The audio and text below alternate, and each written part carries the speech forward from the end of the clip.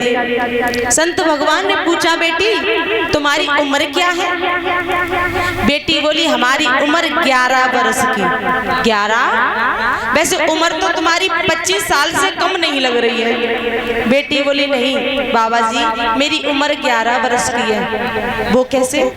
क्योंकि मुझे 11 वर्ष हो गई भगवान की सेवा करते करते, भगवान की पूजा करते करते।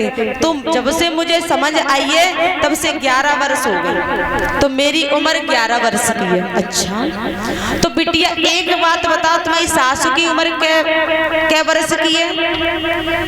बोली, सासू की उम्र 5 वर्ष की है। 7 वर्ष मेरी शादी को हो गई और मेरी सासू की उम्र है 5 वर्ष। सासू की उम्र 5 वर्ष कैसे? क्योंकि 2 साल तो मुझे मनाने में लगी कि माता जी भगवान की पूजा करवे करो, भगवान को मानवे करो। तो 5 साल तक हमारी सासू मैया भगवान की पूजा करती हैं। अच्छा, पतिदेव की? बोली 2 साल के हैं। 2 साल के? बोली हाँ। कह रही 5 साल मनाते मनाते हो गई प्रभु की पूजा करो, भगवान की पूजा करो। तो 2 साल तक हमारे पतिदेव रोज पूजा करते हैं भगवान की।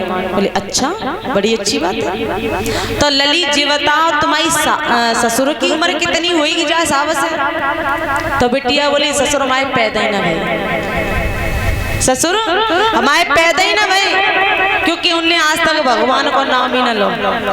तो हम और आप भगवान को जितना याद करना है कर लो महाराज। बुढ़ापे में तो कोई पता ना है कब को चलो जाए, है ना? और बुढ़ापे में तो ऐसी ऐसी जगह पे दर्द हो तो परिचित महाराज को पूछ लो। ऐसी ऐसी जगह पे दर्द हो तो महाराज ने कहा काम के भाई दर्द में दिमाग लगो रहे तो हाय राम, दर्द बहुत बुरा है ना? तो बुढ़ापे में तो भगवान का भजन कर ही नहीं पाओगे। एक है जवानी और एक है बचपन, ये 2 जवानी है, इनमें आप भगवान का भजन कर सकते हो। तब तुम्हारा हिरण्याकश्यप ने कहा, बेटा देखो मान जाओ, दुश्मन है जिसने तुम्हारे चाचा को मारा उसी का आप नाम लेते हो। बेटा बोला, पिताजी मैं उसे नहीं छोड़ सकता, कुछ भी हो जाए।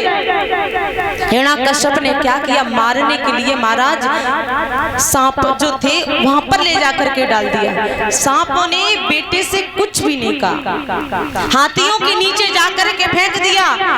हाथियों ने उस बेटे का कुछ भी नहीं किया, पहाड़ों पर लेकर के गया, पहाड़ों से भी धक्का मार दिया, बेटे का कुछ भी नहीं बिगड़ा, प्रभु ने बचा लिया। रानी कयाधु से कहा, इसे जहर पिला दो। रानी ने जहर घोल करके उस बेटे को दिया, बेटे ने उस जहर को पिया, मेरे प्रभु ने वो जहर अमृत बना दिया। अब तो महाराज हिरण्याकश्यप की एक बहन है जिसका नाम है सैका, उसके पास लेकर के पहुंचे महाराज। उसने भी कहा, भैया चिंता ना करो, इस बेटे को मैं समझा लूंगी, नहीं मानेगा तो इसे मौत के घाट उतार दूंगी। आज महाराज समझ आया, बेटा नहीं माना। तब तो सैका उस शीतला चीर को ओढ़ करके बैठ गई, गोदी में प्रहलाद को रख लिया। ऐसी हवा चली, मेरे प्रभु ने क्या किया, वो चीर उड़ करके प्रहलाद के ऊपर पहुंच गया, प्रहलाद बच गया, सैका जल करके भस्म हो गई। बोली गोविंद भगवान की। तभी से हम और आप होली मनाते हैं। होली क्यों मनाते हैं? जब सैका जल करके भस्म हुई तभी से होली का त्योहार मनता है। राक्षस थे वो महाराज खून कीचड़ की होली खेला करते थे और देवताओं ने पुष्पों की वर्षा की। आज लौट करके पहुंचा, अपने पिताजी से कहा, पिताजी राम राम। और जैसे ही राम राम सुना महाराज क्रोध आ गया और आज प्रहलाद अपने पिता से बोला, पिताजी सुनो, आप कितनी भी कोशिश कर लो मुझे कोई नहीं मार सकता, क्योंकि मेरा असली पिता है, मुझे बचाने के लिए आ जाता है। और बोला